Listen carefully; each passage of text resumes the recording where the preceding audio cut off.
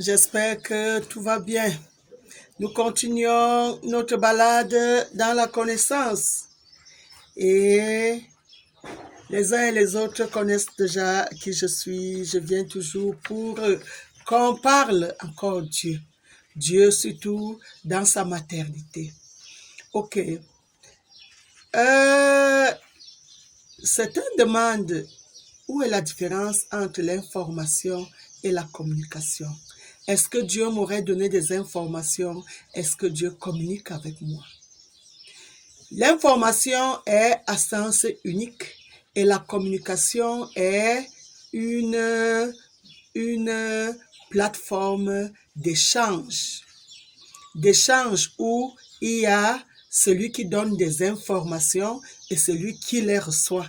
C'est là où on parle de communication. Alors, si je dis Dieu communique avec moi, c'est parce qu'il y a cet échange. Il n'y a pas seulement, je ne suis pas les enseignements de Dieu comme on suit les informations à la télé. Non, il y a dialogue, il y a communication. Je peux lui dire quelque chose et lui, à son tour, m'apporte des éléments, des réponses qu'on peut donc appeler des informations. Dans toute communication, il faut qu'il y ait un message, un contenu. Il faut qu'il y ait un code de langage ou un niveau d'expression. Il faut qu'il y ait un canal ou ce que j'appelle souvent une passerelle qu'on emprunte pour véhiculer l'information. Et lorsque moi, je communique avec Dieu, j'entends avec mon être ces données et je dis également des mots qu'il comprend et il réagit en m'apportant des informations. C'est ça que j'appelle je communique avec Dieu.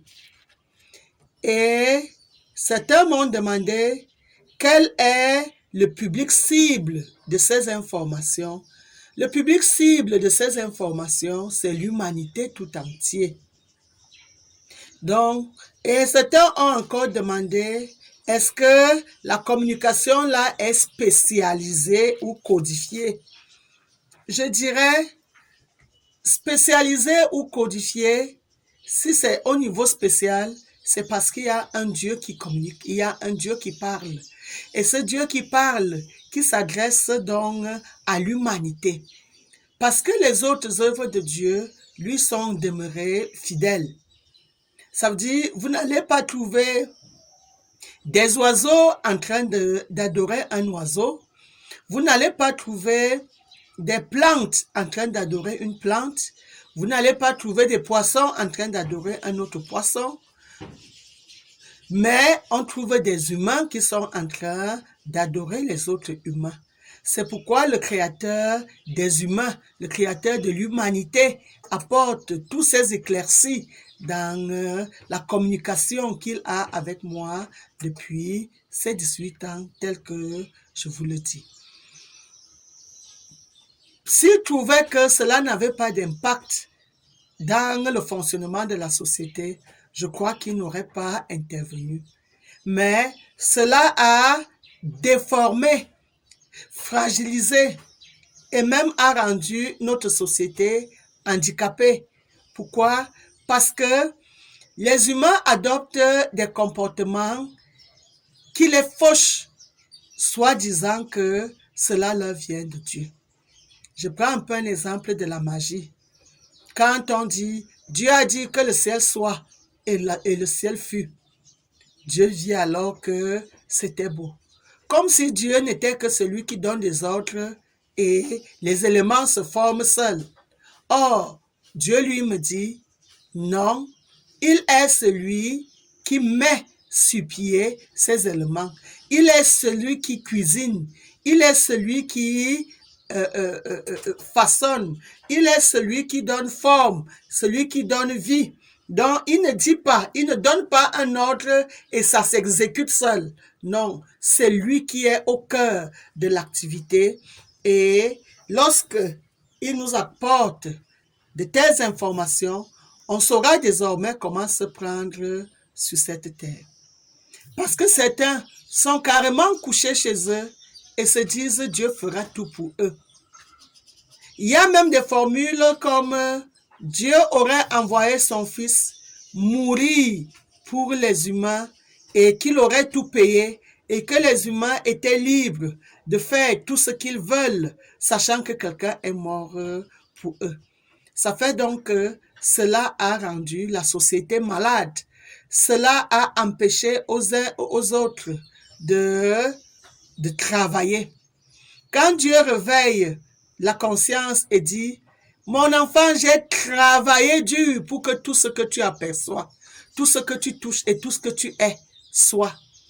Ça amène donc les humains à se mettre réellement au travail et à comprendre que si on passe toute une journée couché sans avoir fait quelque chose de concret, on n'aurait pas participé à son épanouissement et à l'épanouissement de la société auquel on appartient. Lorsque Dieu dit des choses comme, je veux dire, quand il brise les barrières d'information en s'adressant à moi, il a pris les dispositions pour que l'information sur lui et son activité soit vulgarisée, en ramenant les caractères au niveau humain pour plus de clarté. Le fossé qui existe dans les consciences actuelles des Homo sapiens entre le concept de concret et le concept d'abstrait, entre le concept de réel et celui de l'irréel, entre le concept des faits et celui de l'imagination, les humains se sont embourbés dans ces éléments.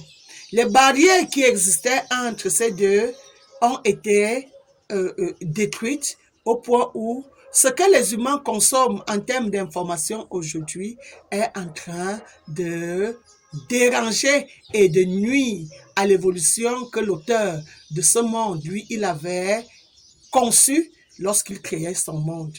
Et il communique donc pour que les uns et les autres prennent conscience que si Dieu travaille, c'est qu'il nous invite tous à se mettre réellement au travail.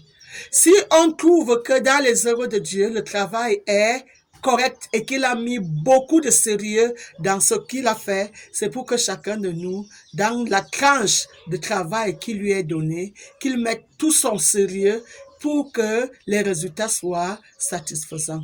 Dieu nous amène à mieux le connaître pour que nous, à notre tour, qu'on sache dans le chemin que nous empruntons,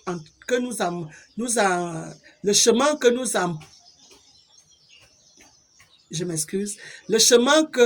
nous prenons à travailler dans ce monde, qu'on aille dans le sens de ce que Dieu aussi a fait. Si nous entendons que Dieu a fait tout avec amour, nous devons apprendre aussi à tout faire avec beaucoup d'amour. Si il nous est donné l'information de savoir que Dieu a tout fait et qu'il a mis tout son sérieux dans tout ce qu'il a fait, que nous aussi, qu'on apprenne à mettre le sérieux dans tout ce que nous faisons. Il faut donc recréer un champ lexical viable et propice à la société d'aujourd'hui qui est plein, qui se nourrit beaucoup plus des mythes, qui se nourrit de l'irréel et forge son expérience dans cet irréel et refuse de se mettre réellement au travail. J'aime souvent des petites formules comme il ne faut jamais désespérer, mais il faut persévérer. Auquel j'ajoute espérer pour endurer. Ce n'est qu'en travaillant, ce n'est qu'en ayant déjà quelque chose en tête à faire qu'on peut réellement se mettre à persévérer. Mais les humains disent qu'ils persévèrent dans des voies qui tendent à les annuler encore. Parce que si je ne prends pas conscience que quelqu'un d'autre a travaillé dur pour que je sois, et que je dois travailler dur pour tout ce que je compte avoir sur la terre, alors certaines notions vont mourir dans mon être. Ainsi Dieu veut que, lui, dans sa sagesse, qu'on comprenne que c'est dans un cheminement de travail ardu que tout est venu au monde et non pas des formules de Dieu a dit et les choses se sont faites. Non. Il y a donc tout un grand fossé entre nous et Dieu. Nous qui sommes le projet, nous qui sommes son initiative, nous qui sommes son investissement, nous avons beaucoup à copier chez cet être qui a bâti ce monde, afin qu'à notre tour, qu'on bâtisse notre vie au quotidien. Si je m'arrête un peu au niveau des souvenirs que nous devons avoir dans la vie. Si nous passons une vie monotone, nous n'aurons pas de souvenirs. Mais si nous entrons un peu dans la diversité, dans la diversification de notre quotidien, voir qu'est-ce qu'on fait de notre temps, qu'est-ce qu'on fait de notre séjour, alors lorsque nous aurons à regarder le rétroviseur de notre passé, nous aurons une grande éventail de souvenirs parce qu'on aura posé des actes et non rester là à espérer que un sauveur nous viendra d'un ciel qui va s'ouvrir ou à attendre que quelqu'un est mort pour nous sauver et que on ne mettait pas les garde-fous à remettre les pendules à l'heure dans les actes que nous posons.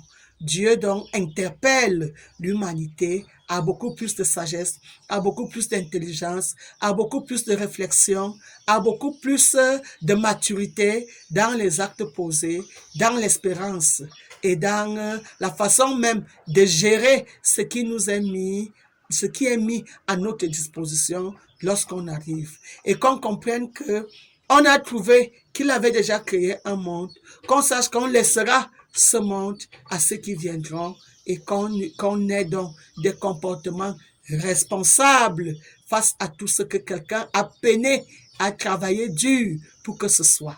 Parce que si on n'a jamais été un responsable, on ne saura pas gérer ce que l'autre dans sa responsabilité a mis à notre disposition.